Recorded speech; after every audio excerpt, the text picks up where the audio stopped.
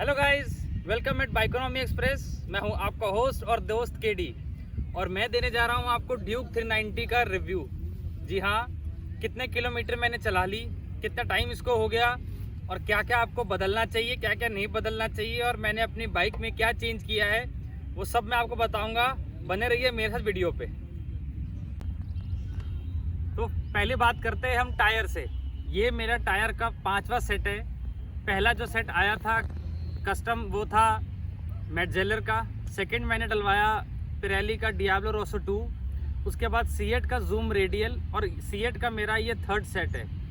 तो ये एक ज़्यादा हाई स्पीड रेटिंग वाला टायर नहीं है एज़ कम्पेयर टू अपोलो, लेकिन 8-8.5 हज़ार का ये सेट आ जाता है।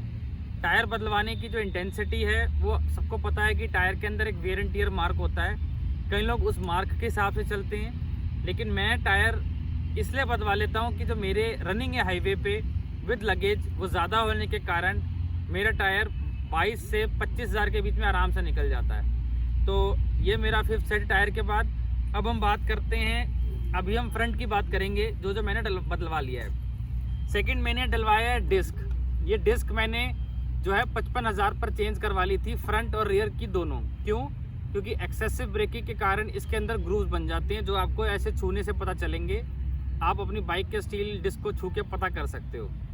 तो जैसे वो ग्रूव्स इसमें आ जाएं, ब्रेकिंग एफिशिएंसी कम हो जाती है और आपको उसको बदलवा लेना चाहिए।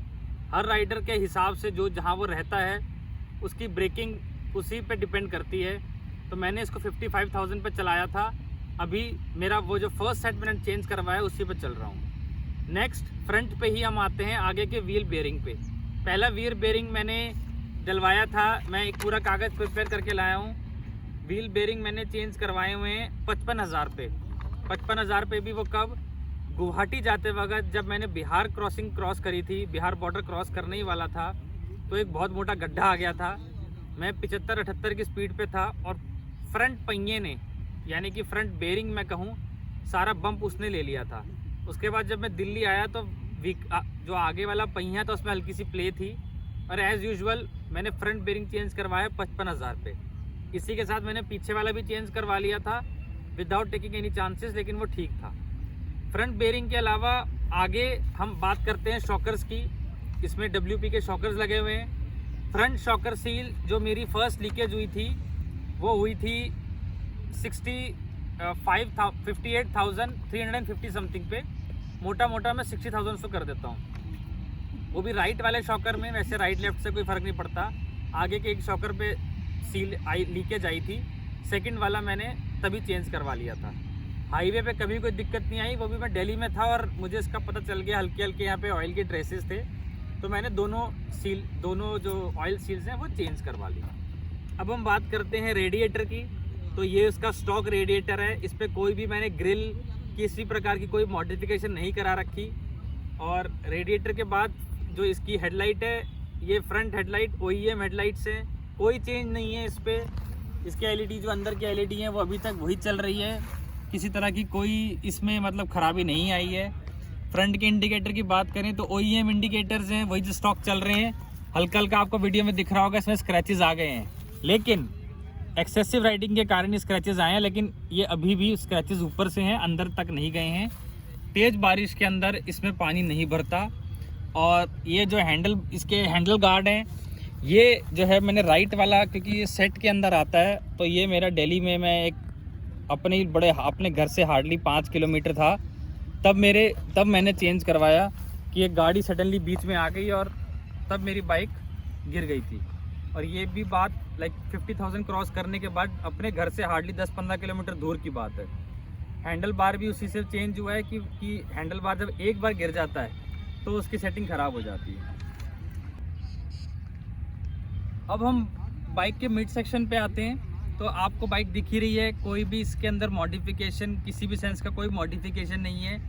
हर चीज़ इसके अंदर स्टॉक है। स्टॉक सीट, स्टॉक टैंक, सब कुछ इसमें स्टॉक चल रहा है। और मिड सेक्शन में और कुछ भी ऐसा दिखाने लायक नहीं है क्योंकि इसमें कोई मॉडिफिकेशन नहीं है। अब हम आ जाते हैं रियर पोर्शन पे। रियर पोर्शन पे भी हर चीज़ स्टॉक है सिवाय इस लेफ़्ट इंडिकेटर के।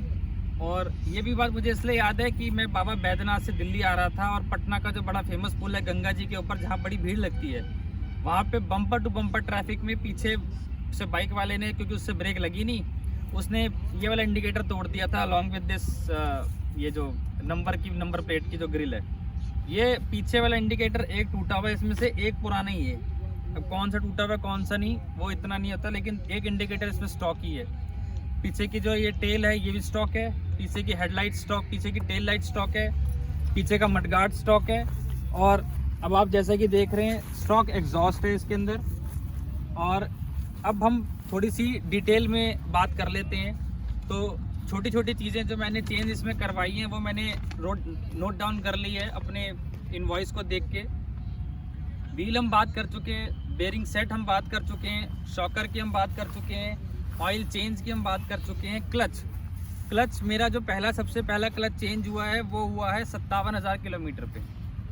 हर राइडर की क्लच चेंज की जो एक लिमिट है ना वो अलग अलग है।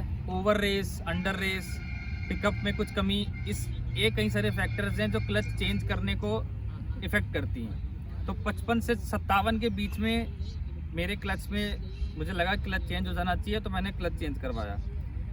स्टील डिस्क की हम बात कर चुके हैं। और एक मैंने 48,000 पे वाटर पंप सील चेंज करवाई। वाटर पंप सील क्या होता है? जो कूलेंट और इंजन ऑयल को साथ साथ रखता है लेकिन मिक्स नहीं करता।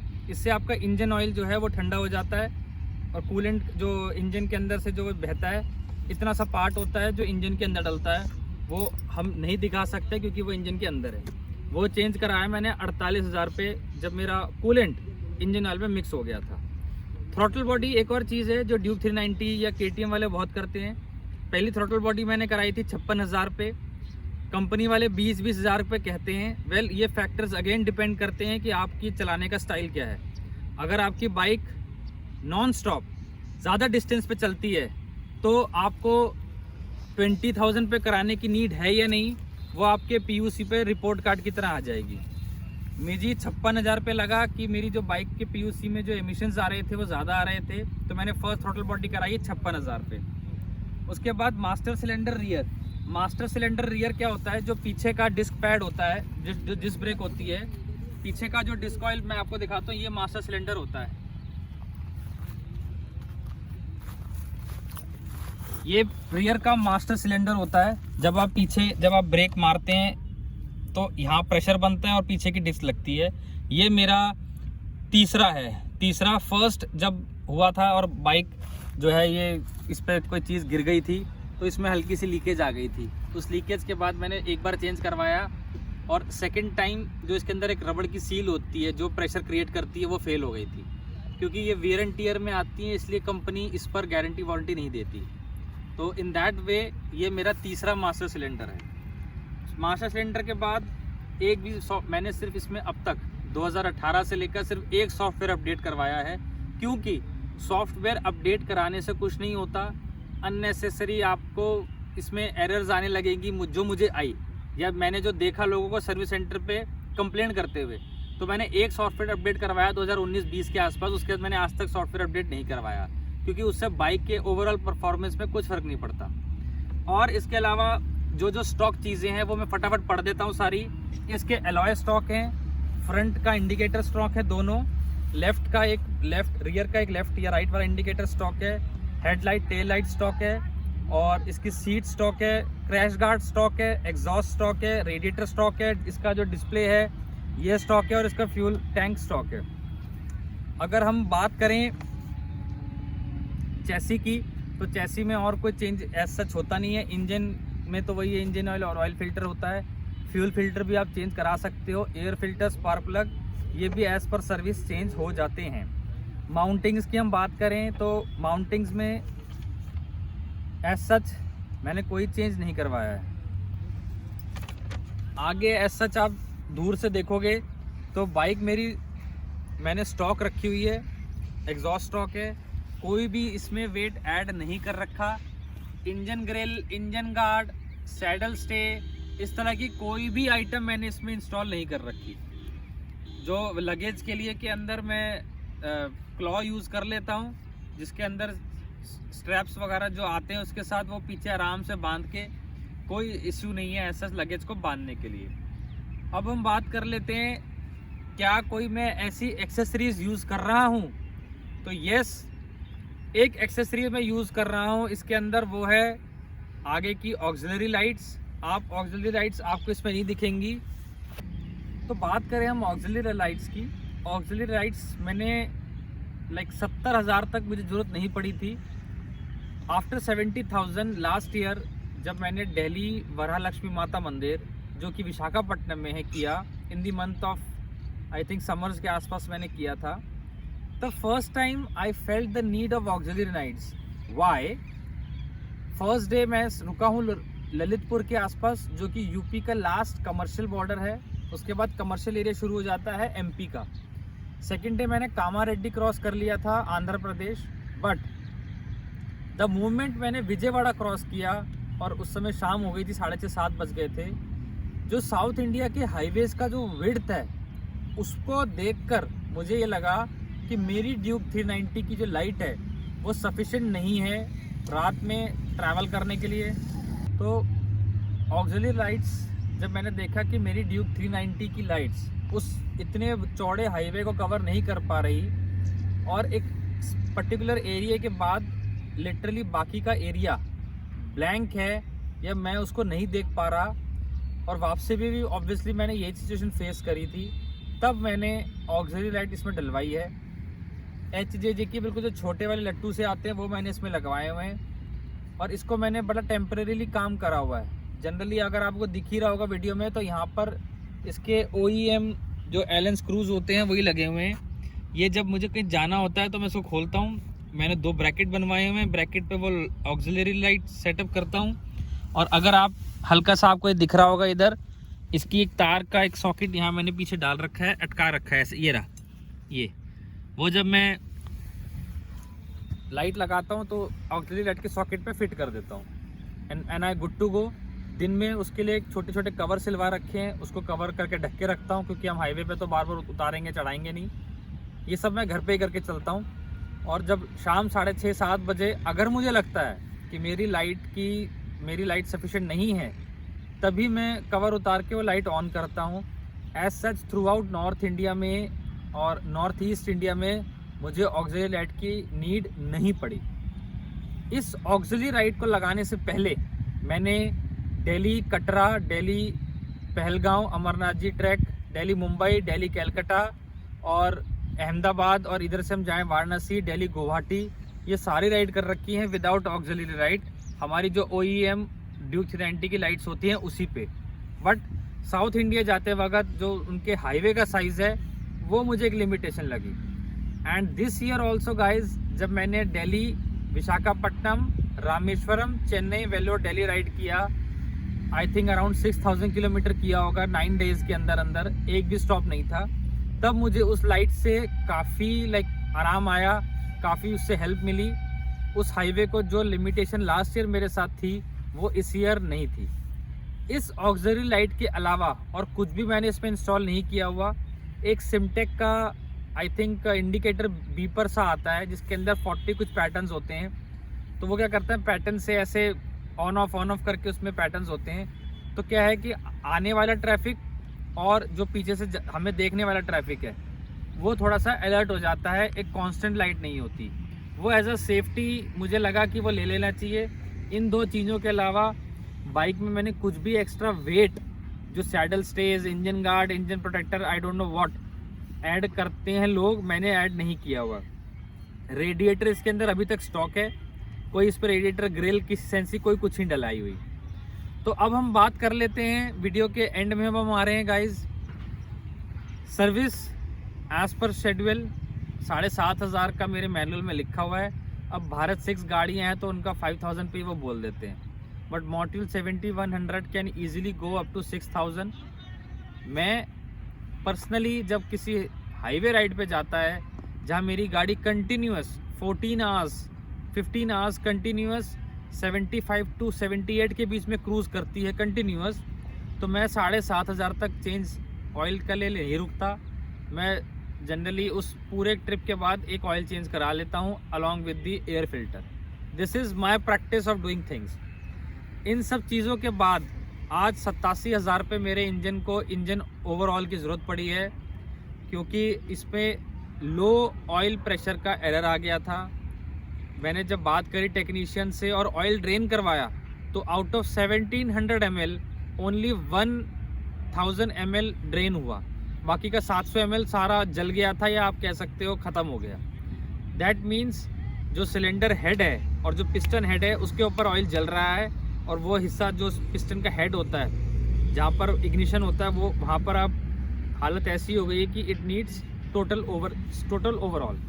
तो सिलेंडर की कई सारी चीज़ें जुड़ी हुई हैं। सर्विस सेंटर पे ऑर्डर प्लेस किया जा चुका है। मैं जब वहाँ जाऊँगा तो वहाँ कोशिश करूँगा वीडियो बनाने की। सो गाइज़, ये था अब तक का मेरा 2018 से लेकर आज 2023 दिसंबर में हम चल रहे हैं, टोटलिंग 87,000 किलोमीटर, जो कि मुझे बताया गया है कि दिल्ली के 3 KTM सर्विस सेंटर में हाईएस्ट रनिंग बाइक चल रही है। कीर्ति नगर जो दिल्ली का बग्गा लिंक कीर्ति नगर है वहाँ तो हाईएस्ट रनिंग चली रही है। उसके साथ मायापुरी में एक सर्विस सेंटर है और एक आदर्श नगर में, आदर्श नगर ही है ना वो, वहाँ पर एक सर्विस सेंटर है। इन 3 सर्विस सेंटर पर हाईएस्ट रनिंग मेरी चल रही है। ड्यूक 390 से जुड़ी हुई एक बात जनरली लोग डिस्कस करते हैं, रिलायबिलिटी। तो रिलायबिलिटी के बारे में मैं 2-3 राइड्स के थ्रू ही शेयर कर सकता हूँ। Last year Delhi Calcutta ride करने के में अक्टूबर मंथ में I have faced heavy downpour due to torrential rain. Well, क्या होता है, एक तो बारिश होती है जनरली हमारे शहरों में होती है, और एक बारिश जो मैंने देखी थी दिल्ली यमुना एक्सप्रेसवे और दिल्ली आगरा लखनऊ एक्सप्रेसवे जो है ना, आगरा लखनऊ एक्सप्रेसवे, मोटी बूंद, हैवी डाउनपोर और विजिबिलिटी क्लोज टू ज़ीरो हो जाती है। मतलब इतना पानी बरसता है कि विजिबिलिटी कम होने लग जाती है। उस ऑलमोस्ट 10 to 20 मीटर्स विजिबिलिटी में मैंने वाराणसी से दिल्ली नॉन स्टॉप ये बाइक चलाई है। थोड़ा सा मैं स्केप्टिकल था एट द बिगिनिंग कि इतने हैवी डाउनपोर में पानी किसी बिजली के तार को, किसी बिजली के सेंसर को किसी सेंस में कुछ ख़राब ना कर दे and I will be stranded in nowhere. But this bike has proven its mettle. 750 kilometre non stop riding, heavy downpour of torrential rain, and this bike has kept me going. This was the example number 1 of Duke 390 reliability. Second reliability की अगर मैं बात करूँ तो मैंने दिल्ली, विशाखापट्टनम, चेन्नई, रामेश्वरम, वेल्लोर, दिल्ली का जो trip करा नॉन स्टॉप, एक भी रेस्ट डे बीच में नहीं, सीधा सीधा मैं करता चला गया। और this bike has again proven its metal, कोई इशू नहीं। जब मैंने इसका ऑयल चेंज करवाया सर्विस सेंटर पे आके तो ऐसा कोई भी ऑयल लॉस नहीं था, कोई भी हार्ड मेटल्स नहीं थे। ऑयल का कलर ऐसा नहीं था कि टेक्नीशियन को लगे कि कुछ गड़बड़ है या जो इंजन ऑयल है वो ज़रूरत से ज़्यादा बर्न हो रहा है। नॉर्मल ऑयल ड्रेन था, नॉर्मल कलर था जो जैसा भी आता है, but without any stress. This was the second example of Duke 390 reliability. Her 500 kilometre पे कंपनी कहती है कि इसके ऑयल को, चेन को क्लीन कर लेना चाहिए। Well, that depends. Generally clean highways पे, highways are far more clean and clear than the city roads. वहाँ पर 450-550 तक विदाउट ऑयल ल्यूब आराम से ये चल पड़ती है। लेकिन जब मैं त्रिची से चेन्नई आ रहा था और जो धूप की जो एक, जैसे वो ह्यूमिड और एक गर्मी का एक जो एक मिक्स संगम सा होता है, उससे मेरी बाइक का जो ल्यूब था वो 200 से 250 किलोमीटर पे ही वेयर ऑफ हो रहा था। लाइक लिटरली वो जल रहा था, या यू कैन से इवापोरेट हो रहा था।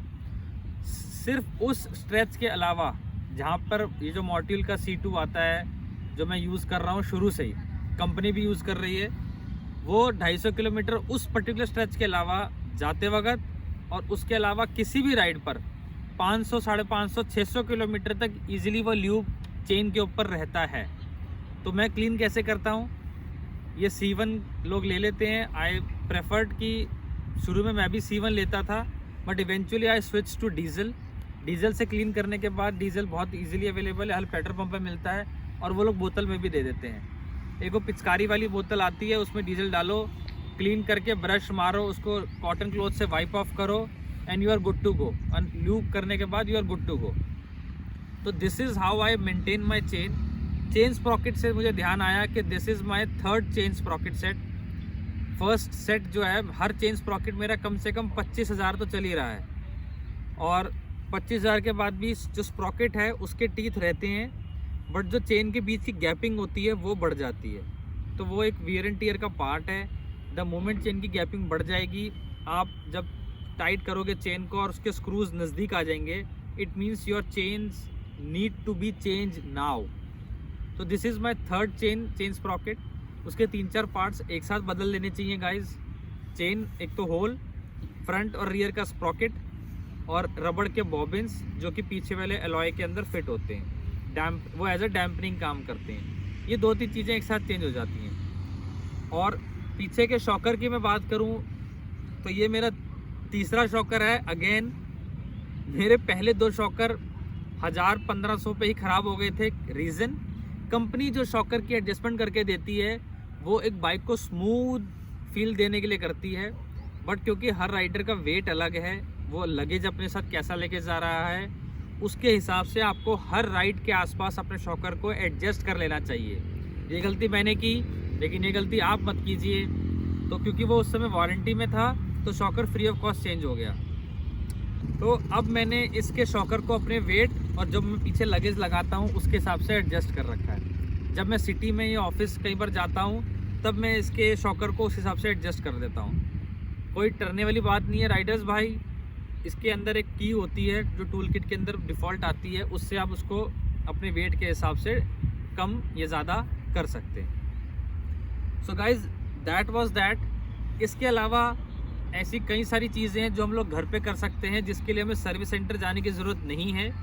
उसमें नंबर 1 में अगर गिनवाऊँ तो हमारी चेन क्लीनिंग, चेन ल्यूबिंग है। सेकंड नंबर पे रेडिएटर फ्लूइड ड्रेन करना और क्लीन करना है। थर्ड नंबर पे डिस्क ऑयल की ब्लीडिंग करना है, अगर गैप आ जाता है या आपको लगता है प्रॉपर प्रेशर नहीं बन रहा। ये 3 चीज़ें हम लोग घर पे भी कर सकते हैं। और as such this was all about Duke 390, my experience from 2018 till 87,000 kilometres till now. Engine overall के बाद मैं फिर से आप लोगों से मिलूँगा, और बाइक आपके सामने है, कोई इसके अंदर किसी भी तरह का कोई फंडा नहीं है। Outside mechanic has never touch my bike. सिर्फ और सिर्फ ऑथोराइज सर्विस सेंटर से मैं अपनी बाइक कराता हूँ, और just to mark my presence and for obviously for oil change and all, KTM Guwahati, KTM Kathmandu, KTM Chennai नहीं, कैलकाटा और मुंबई, और KTM विशाखापट्टनम पे इस बाइक की प्रेजेंस है for a oil change. So guys, that was all. Quora पे लोग पूछते हैं बाइक के बारे में, कौन सी बाइक लेनी चाहिए, क्या नहीं, किस हिसाब से। I will give a link in the description box. आपके कुछ कमेंट्स हो, do ask your queries regarding the bike. If I have experienced it, I will share it with all. Thank you guys. Bye.